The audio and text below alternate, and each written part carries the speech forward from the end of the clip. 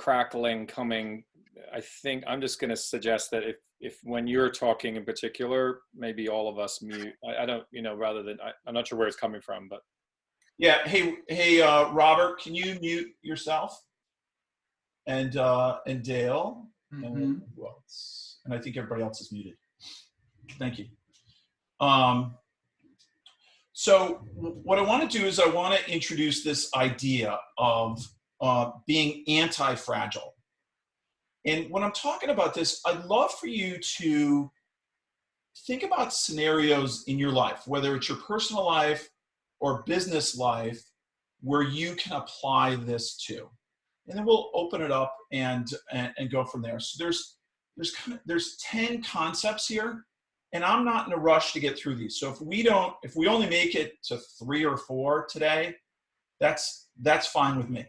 So the idea is that, if you imagine yourself as a box getting shipped through the mail, sometimes there's a label on the box that is marked fragile.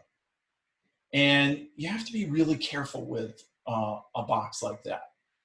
And then there's other boxes that, are a little bit more robust.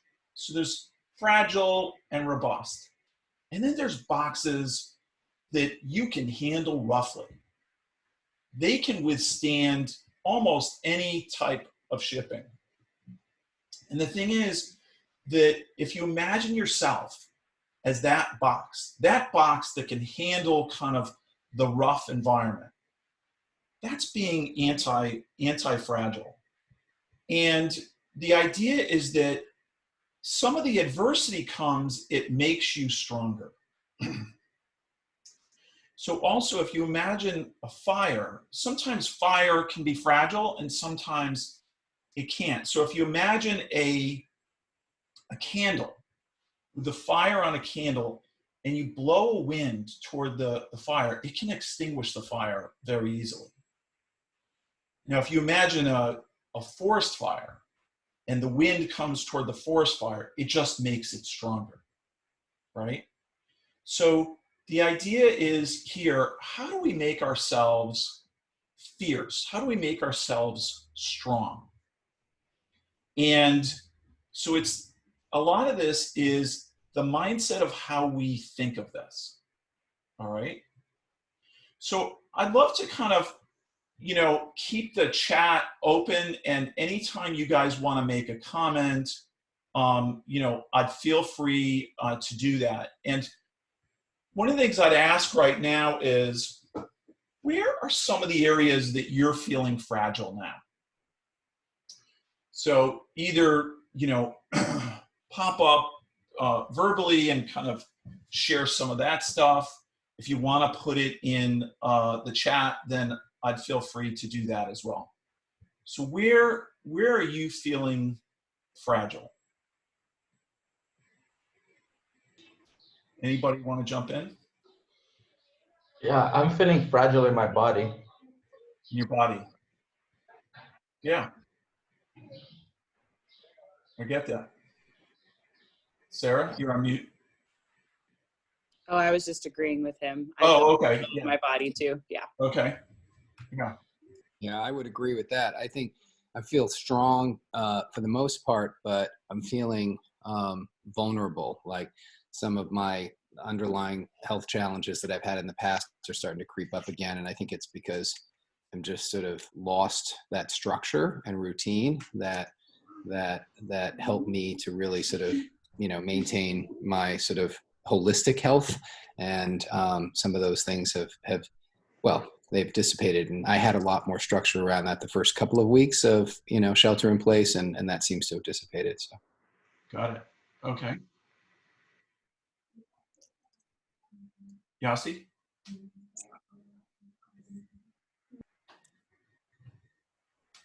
So one of the areas that I feel fragile is just as a parent, with school at home and being able to manage my business and everything that's going on with the added complications of teenagers. So I'm feeling fragile, from that standpoint. I'd also say that I'm feeling fragile, not as much for my health, but for my dad's health. I think I had shared with some of you guys. So my dad recently, in the last 6 months, got moved to a rest home in the Boston area. And my brother, who lives in the Boston area, sent an email or sent a text a couple days ago that said that a patient at his facility has COVID. My dad's 92, had pneumonia a few months ago. So I'm feeling fragile, around family.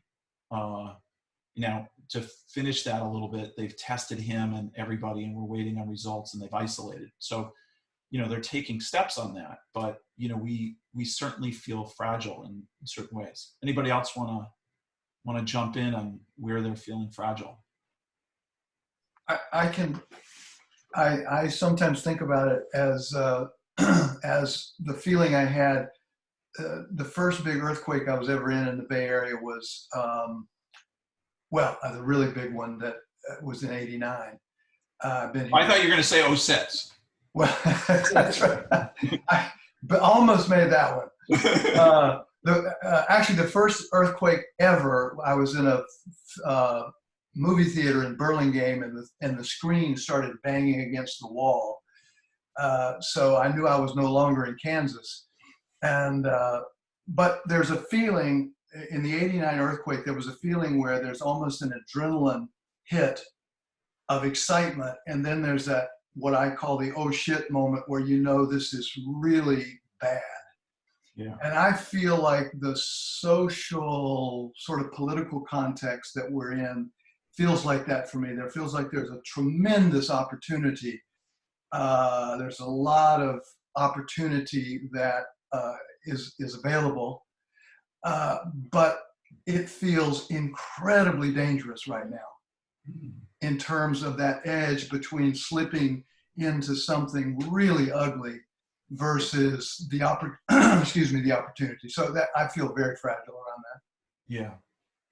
Yeah, I'd love to jump in following that up, because I feel the same way. I think I'm like health-wise and stuff feeling fine and not worried about that, but I'm more worried about like our democracy, I guess. That's where I find myself feeling the most like trepidatious or fragile. Yeah. Right. Yeah. Yeah, I can totally relate to that. And I feel fragile in the inconsistency of government, the unreliability of government. And I think that probably falls on both party lines, right? That's just, we don't feel like we're speaking with facts sometimes. Anybody else want to jump in on Jay, I just want to echo what was just shared, because compared to my own health challenge that I shared, the fear over what's happening with our democracy is vastly bigger for me. It's actually causing a great deal of stress and angst. At times, a great deal of stress and angst when I sort of choose to really kind of engage. So yeah, I'm deeply concerned about what's happening in the country and around the world. And I think adding to that pile for me is the economic concerns, not knowing where we are heading. You look at stock market, this is like back, and it seems like there's some kind of manipulation of that. But then when you look at the job market, and over 10 million people lost their jobs only in US, and there's a lot more to come. I just have a lot of fears in terms of what's ahead of us. A lot of mixed signals. So sometimes I feel like I'm totally overreacting to that in a negative way. But then, some of the fundamentals are just concerning. And that creates a lot of anxiety for me. Yeah, I would echo the same sentiment. I have a lot of fragility around that, and just, looking at sort of the logic, if you can use that word, the logic of what's happening with the stock market right now is that it doesn't really make a lot of sense at all. And it just seems like it should be going in the other direction, and it's not. And to your point, with all the layoffs coming and people losing their jobs and the economic uncertainty, it's just a really worrisome time. Yeah. Yeah, and compounded is that the news evolves, right? We learn something about the virus or politically, and then it changes a little bit, or it changes dramatically, and so it's that that idea. Okay, so in terms of what you can do in this, what are some of the strategies you've found to make yourself less fragile in some of the areas that you talked about? How are you coping and surviving? I don't look at the news every day. Yeah, I can relate to that. You get a few days at a time. Rather than get You need a break. anxious on a daily basis, hourly basis. I'm like, no way. I would just add to that. I think that's a really good point, because that's where I get very sort of feel like I lose agency when all this stuff is happening, you know, coming to me, and you know, the all to me versus for me stuff. But I just say that you know, even just having a day without any screens, not just the news, but just really limiting, like just coming back into sort of my sense of myself without all these devices, without. It's hard because we live in a Zoom world now where that's where a lot of other emotional needs may be getting met, but it has helped me. Okay. Yeah, and I would add to that by setting boundaries, because you know, sometimes you don't look at a screen, but there's a friend or a family member that is anxious or nervous and wants to express a political view or their worries, and so like I'm having to set boundaries with family members, friends, as a result of that. And that's working for you. Yeah. Yeah, that's great. Anybody else want to jump in on this? Yeah, I'll jump in. So I'm in a curious, well, confusing place of knowing that there is a place for strategy, but there's also a very unique place for surrender. In other words, in many respects, I think we're all in free fall. And it's sort of like the beginning of the Matrix when Neo is flying down that crazy slide, you know, not knowing where in the hell everything's going to land. And ultimately, when you're in that fall, you choose to kind of vacillate between strategy and you go to self-trust. Like, maybe I can't trust that my strategy is going to pay off, but at least I can trust that, you know, I'm going to be in control of my destiny come hell or high water. It's going to be what it's going to be. And it's very contingent upon my being open and receptive with a positive potential vision of everything being okay. So it's a weird place. It's surrender and it's strategy. So that's a very confusing place to be for me. Okay. Yeah, and you're in a situation where your business is shut down. You're a small business owner and your business is shut down. Yeah, totally. So I have to be open to what am I going to do if and when this thing goes, you know, sideways. I mean, for example, the PPP money for payroll is something that many of us are going to rely on, and all that funding for the time being is gone.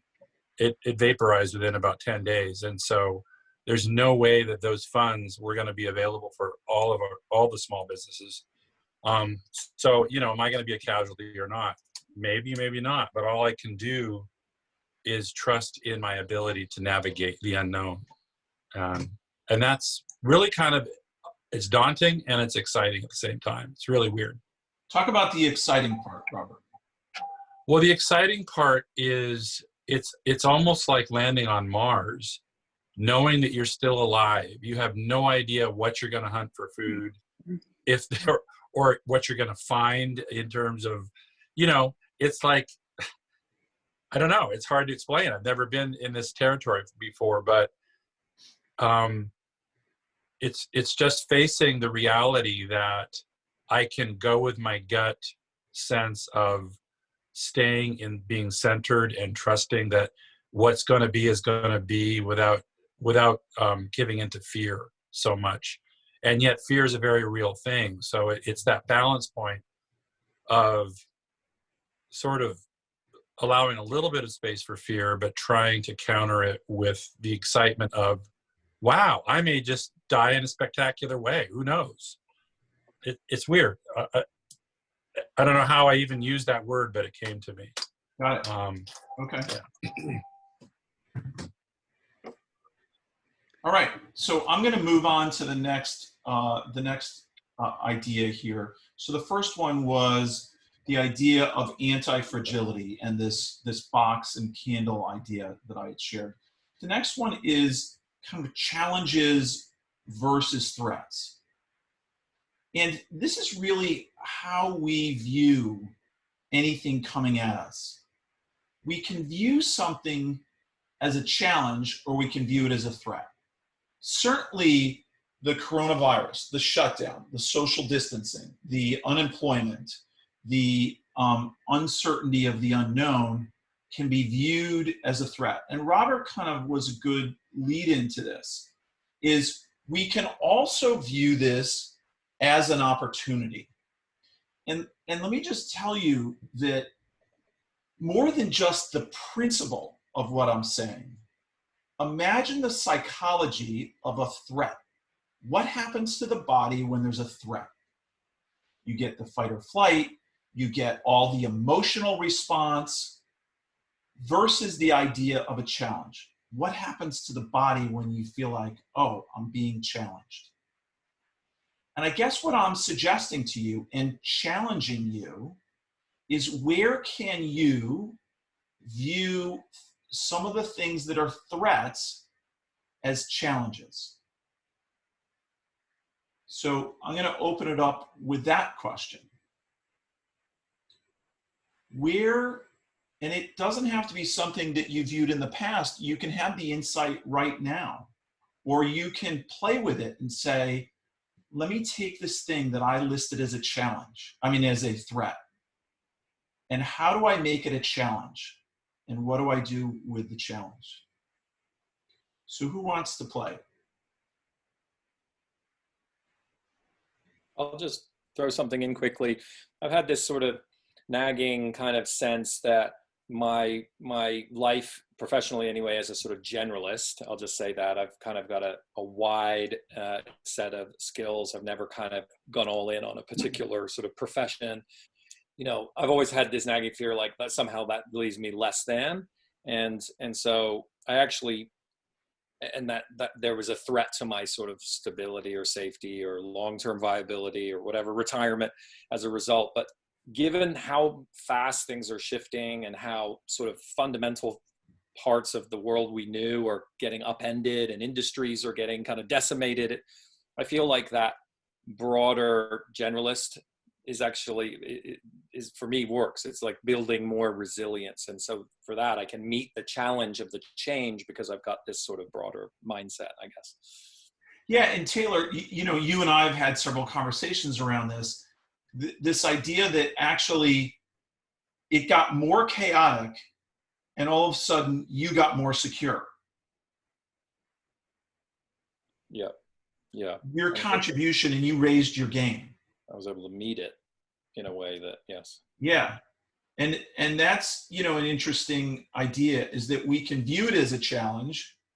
We can, and all the neurotransmitters that get activated with that, the whole kind of feeling within the body. Who else wants to talk about, a challenge they have? What they viewed as a threat, and they can reframe it as a challenge. I'm sure there's some out there. Yeah, I'll jump in. I guess, for my business in general, this is such a great distinction, Jay. So thank you for bringing this one up. This one has me think. This one will have me thinking for the next week or two, for sure. Because I think that we talked about potential loss of democracy and about the world going to shit, so to speak. Sorry, I hope that okay on recording. And so there's this sense of chronic, I'll call it chronic, sort of holistic, blanket of fear for our children and what's happening with the world at times.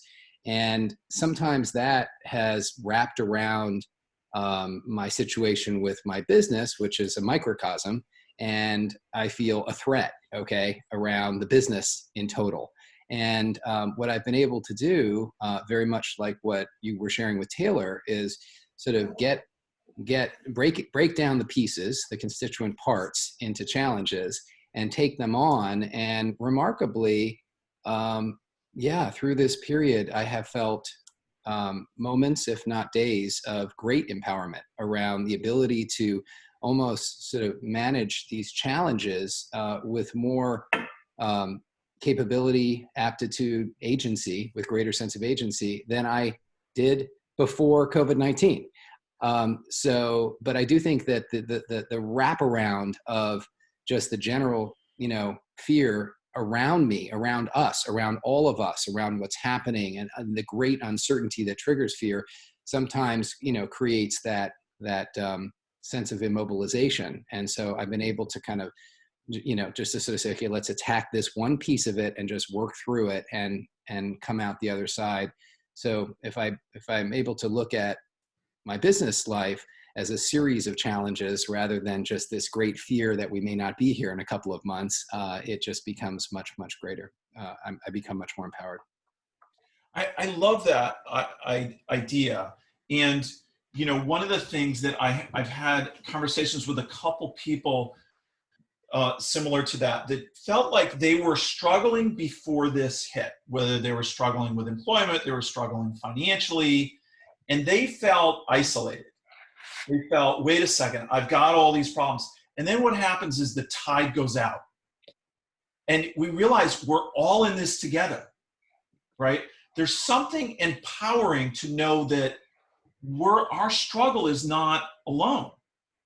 We're all struggling. So now it's like, well, wait a second, my business may go under, but all the businesses may go under, right? And so why don't I just wake up from that and figure out how I feel challenged by that? And, one of the things that folks that work with me have heard me say this before, but for the folks that haven't, I'll kind of share it. And that is that there's this idea of a ladder of human psychology. And low on the ladder is fear, is gripping, is holding on, is feeling contracted. And as you get up the ladder, it's acceptance, it's possibility, it's joy, love, creativity when you go up the ladder. And when you're trying to solve problems get solved in creativity, right? So if you can move your state, even if it's reframing from a threat to a challenge, and that changes your state to think in terms of the possibility of creativity. Now, in the situation that I described about my dad, I can't control where he lives. I can't go visit him. I can't control how long he's going to be here. But I can make it a challenge to me to be present with him. That's what I can do. I can FaceTime him. And so I FaceTimed him with the kids last weekend, and he told me how he loved that. So we're FaceTiming again. That's what I can control. And I can feel great about that, and I can feel creative. And I don't know if your folks use FaceTime. My dad's 92. And he does it in a way that I only see his eyes, and I have to kind of keep telling him, move the damn thing so I can see your mouth. I don't know if you guys ever had that challenge, but it feels like Mr. Wilson from that TV show. Who else wants to share? I could say a couple of things. There's so many juicy things that I've heard just in the last few minutes. But this thing about, I think several people talked about, and Jay, you just mentioned it, talking about a feeling of having agency versus a feeling of not. And I was thinking on the wall, I don't know if you guys see this, those three symbols come out of a martial art practice called Aikido that I practiced for a lot of years. And Aikido was really the idea that you could practice catastrophe in small packets. So we would attack each other, and to see if you could stay centered with greater and greater ferocity. And was basically the practice of Aikido. And what I find is when I can have agency, like you just said, Jay, with your dad, you can't control those big meta things, but you can control the peace and have agency that you were talking about. I guess what occurs to me, and I'm speaking to myself because I try to remember my good advice with all coaching clients over many years, which is don't start with a 1,000-pound weight.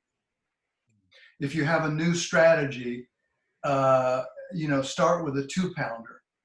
It would be like in Aikido, if you were going to get on the mat, the first time you ever got on the mat with a 5th degree black belt that was going to come at you with all force. So I just keep trying to think, how can I recontextualize it to a small issue that I can feel some sense of agency in, and not the 1,000-pound weight of, is our democracy going to be existing 4 weeks from now? Or are we going to have a vote in November, or is it going to be called off? Those kind of things, it's not that I don't worry and fret about those, but when I'm more centered, I kind of hold it a little bit more in perspective. And it's hard as hell to do. Yeah, and both can be true. I can have agency and I can be concerned about the democracy, right? And if you were part of our discussion a few weeks ago, and I shared these 10 insights, and I'll put them in this Facebook group, and I hope you guys join that, is that we can bring certainty back to our life by making the little decisions. Where we feel overwhelmed with decisions that we can't make and we feel paralyzed. Sarah, can I tell the story about your office? Yeah. Why don't you tell that story? About debating about whether I should have an office or not? Yeah, because that fits in this story of, I get paralyzed by everything, right? I get paralyzed by little decisions in my life. And you and I had a discussion, and then you did that. I think it's interesting on some of the stuff we get stuck on because I can't move forward on anything because of what's going on. Why don't you just tell that story? Well, where you can, as you can see here, I actually have right now my computer's on my my kitchen island, and as you can see, my door is right behind me. So as I'm working, I have an 8-year-old son. I have nieces and nephews who I watch periodically, and everyone's walking behind me, distracting me while I'm working. And so it was getting kind of hectic, but I was trying to decide if I should build a home office or not, and whether I would need it. I work in social marketing, but I'm a contractor. So my job might be up in June, it might not be. So there's this uncertainty of, do I get a home office if I'm not going to use it in 2 months, or do I make the decision, create a home office, and whether I continue working, that'll be great. If I don't, I'm also a photographer, where this is something that I would actually need and use. But there was a lot of uncertainty on whether I should pull the trigger and just do the home office, or if I should just kind of wait it out and see if my job will continue in June. So I just kind of sat with this kind of predicament that really, like, I just was getting kind of I was getting crazed about, and I wasn't slowing down. I was just getting really anxious about it. So you and I had a conversation about it, and we talked about making the little decisions. And I told him, make a decision, either decide not to do it or decide to do it, because feeling like I'm putting it off because the world's in chaos just adds to one more unfinished thing. And there's this idea of a loop. When we have open loops, it gives us anxiety. When we close loops, we feel accomplished. Right? And you made a decision. And what was your decision? I made a home office. So it's still in the works right now, but I decided to just pull the trigger, and I feel 100 times better. I do feel a lot more in control, even though it was a small decision. I still feel there was that sense of control that I got back, and something that was driving me crazy. But it was unnecessarily driving me crazy. So. Yeah, I love that. So taking these little decisions you know, if you take inventory right now, what are the little decisions that you're putting off because of the unknown, you know, all the unknown things going on in the world? What are some of those little decisions? And what if you actually made a decision? And maybe the decision is, I'm not making a decision until 6 months, so I'm not even going to think about it. It's like I'm shutting the media off. I'm not holding it. Because when you're holding a lot of balls in the air of incomplete items, it gives us anxiety. Sometimes when we say, I'm overwhelmed, and we just list, what is our overwhelm? Oh, I have 5 things. Well, I can see that. That doesn't feel so overwhelming. All right, anybody else have anything they want to share on the challenges versus threats? I have one. Yeah. My son, he's 8, is now home doing homeschool. And when that first came up, that was really scary because I also am working from home. So this idea of having to balance school and home, being a teacher, being a full-time worker. But when he got here and started doing school from home, he actually started thriving. I actually had more problems with him in school versus him at home having a more curriculum that was based towards the way that he learns versus him going to school every day and sitting at a desk and not having time to be outside. So I actually found that he is doing a lot better with all of this happening versus the opposite which is what I thought would happen, is that this would be a challenge for me and for him. And while it's still challenging, he's a lot more happier, which in turn makes me happier. So that was kind of something that shifted that I wasn't expecting. Great. Yeah. Anybody else have something they want to share? Okay. So the next thing I want to talk about is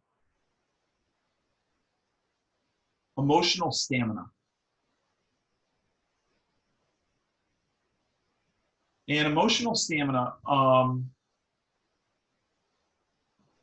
you know, we talked about this idea of kind of getting overwhelmed and asking yourself, what's really important? What's really important? Because we have so many things, and prioritizing, you know, what's important.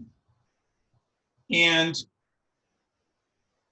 there's this idea of you have a certain protocol, you have certain resources or things that you actually know you can go do.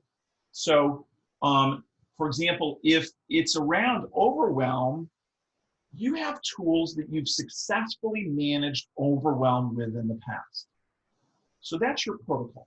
What can you go to, you know, when something's important? Wait a second, I'm feeling like my health, I'm not getting the exercise, and I'm just spinning because of it. That's an important item. And by labeling it important, it becomes easier to take action on. You put that one at the top of the list. I've got a lot of things going on, but labeling something as important and being able to take action on it, it will give you stamina when you go take action on the important things. All right. And then the other question is, what can I stop doing? So there's things that I can do, but what can I stop doing? Where am I spending my time that is just not productive for me? This doesn't help me feel good.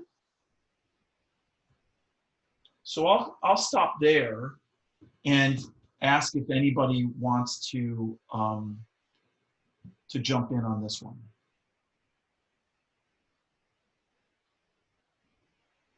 Yeah, I'll go. So you're talking about health. I started having health issues related to COVID on Monday. I can't say I have it for sure, but I know I have it in different ways. I can't smell, I can't taste, I have pain in my body. At first, I noticed I was panicking in my body when I realized what was going on. And then kind of going through the process you just described, Jay, is like, well, I can panic, well, I can improve what I eat and the exercises, as relating to some of the challenges that Adam was sharing earlier about not kind of following a routine. It's been hard having a structure. So I focus on doing what I could to put that back in place. And I'm starting to feel better, even though I still can smell. Like I've lost my sensitivity. I don't have touch anymore. But I've had other friends that had it in Madrid, and it's a matter of time, and it's going to come back. So for now, even though I don't have the appetite or I don't want to do certain things, I know that I'm making that to get better, to feed my body in a way that is healthy, that's going to take me back to healing. Mm. And I can imagine that would give you some emotional stamina to get through this. Yes, and the anxiety just whoosh, went out the window. That's great. Wow, thanks for being vulnerable and sharing that. Yeah, thank you. Yeah. Oh. Anybody else want to share something around emotional stamina? Adam's getting a massage there while we. Yes, I am. That was pretty good. Like my 11-year-old slave labor. Yes. Very, very good.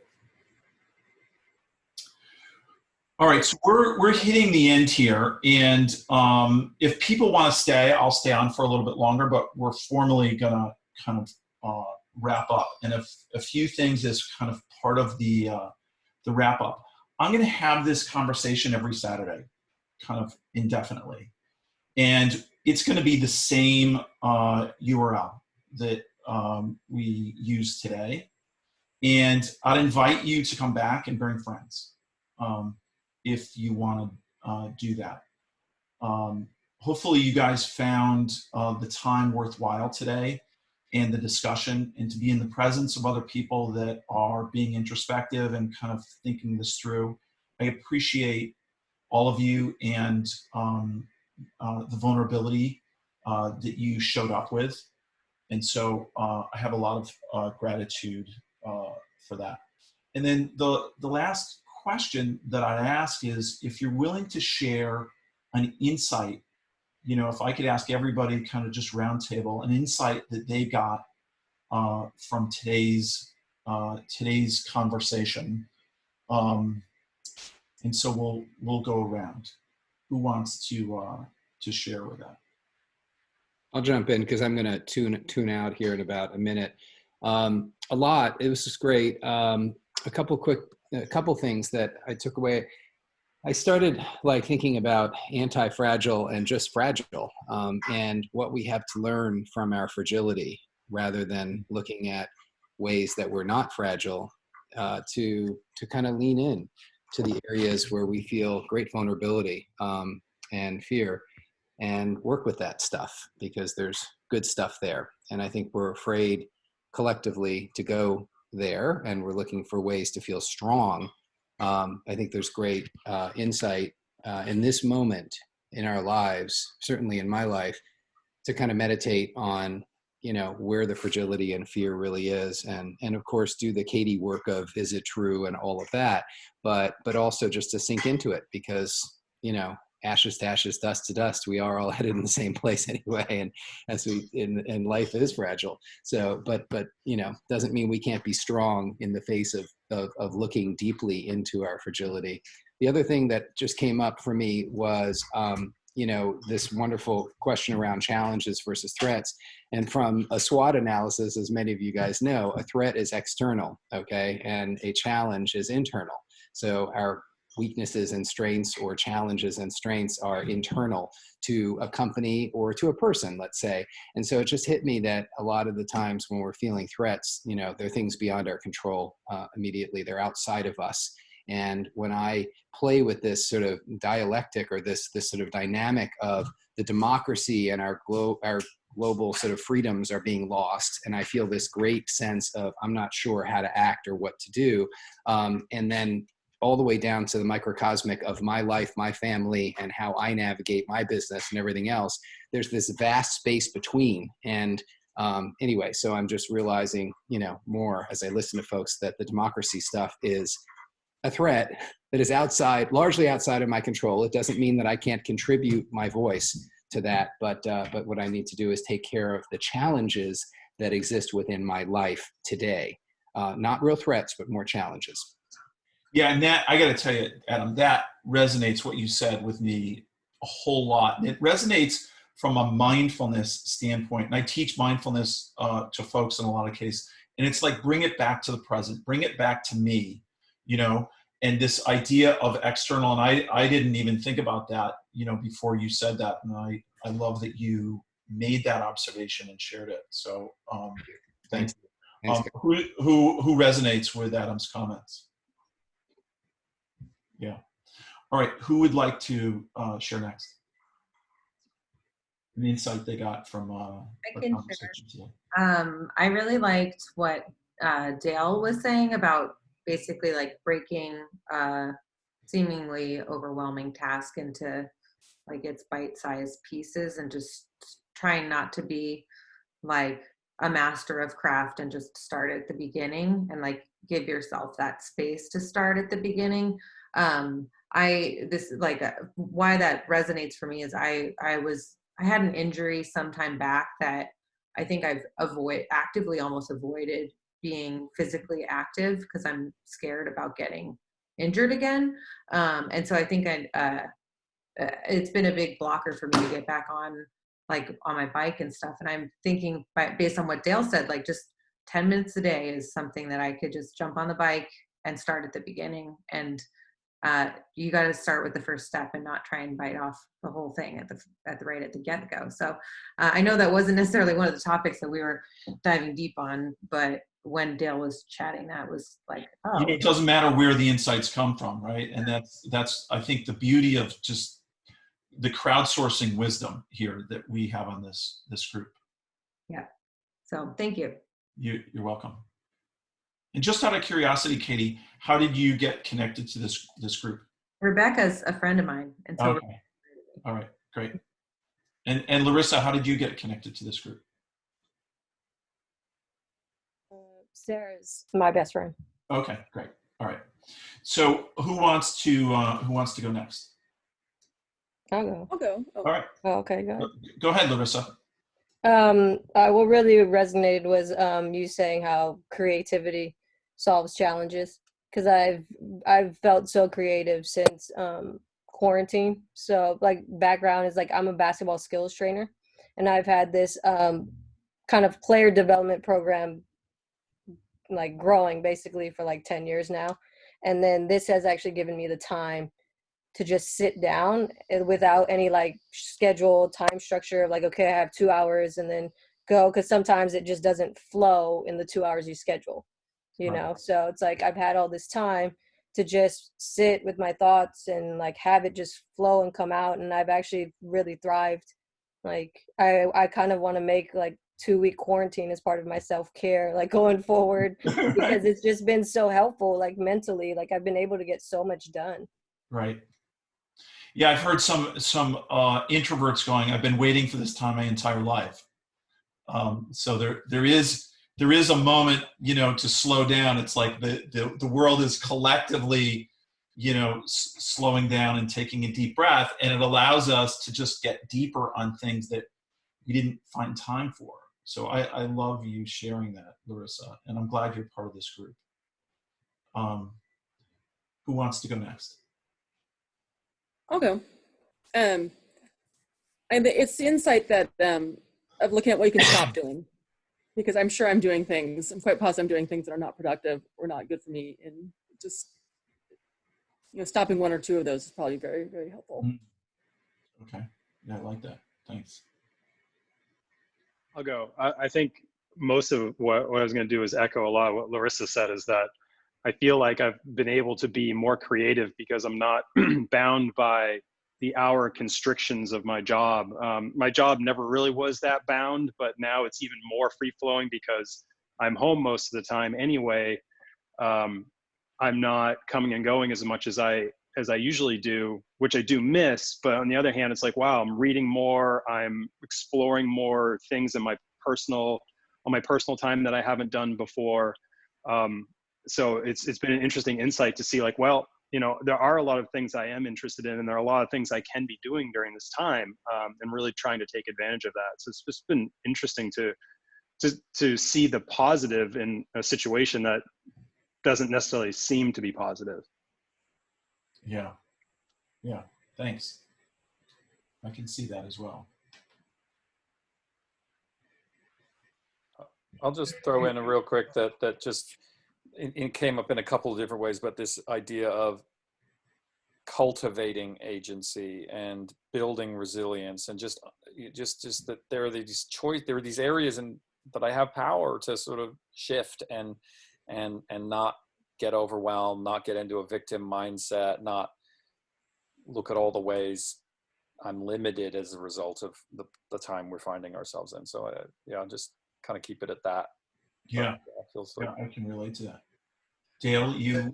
Yeah, I was going to say, I just, we have inbound food. I hear it upstairs, so I'm going to have to, Joe, you know, the bringing in of the food these days is a whole different set of protocols.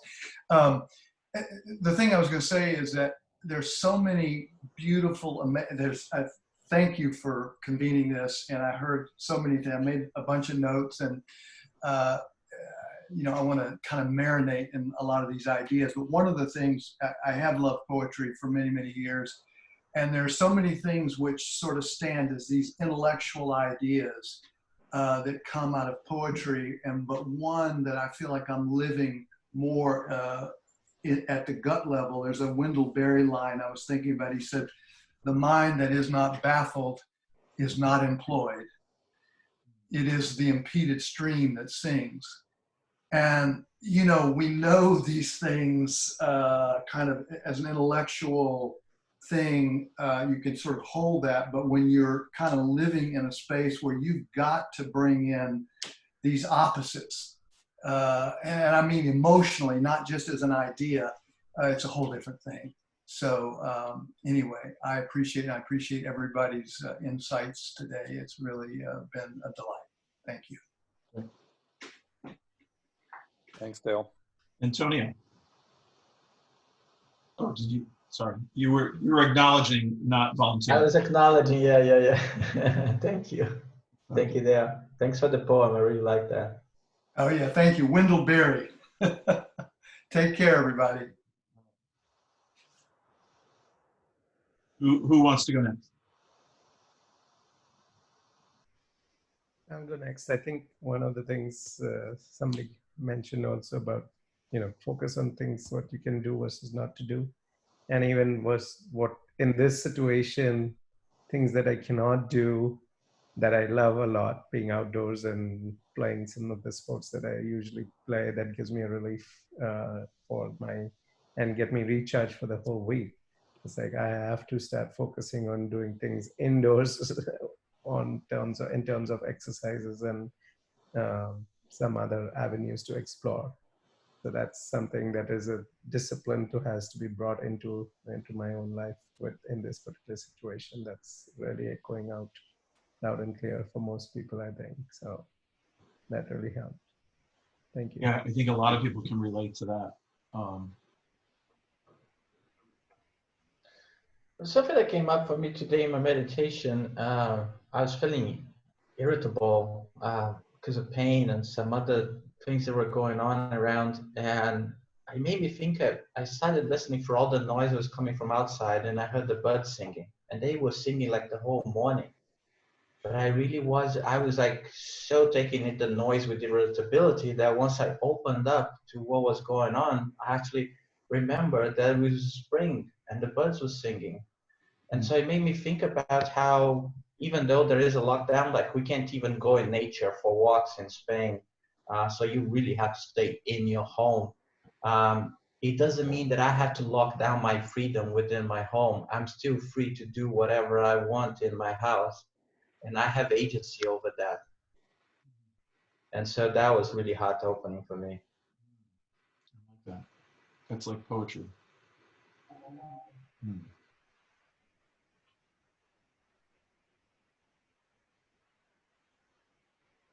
Anybody else? Has everybody had a chance to do it? Robert, did you want to jump in?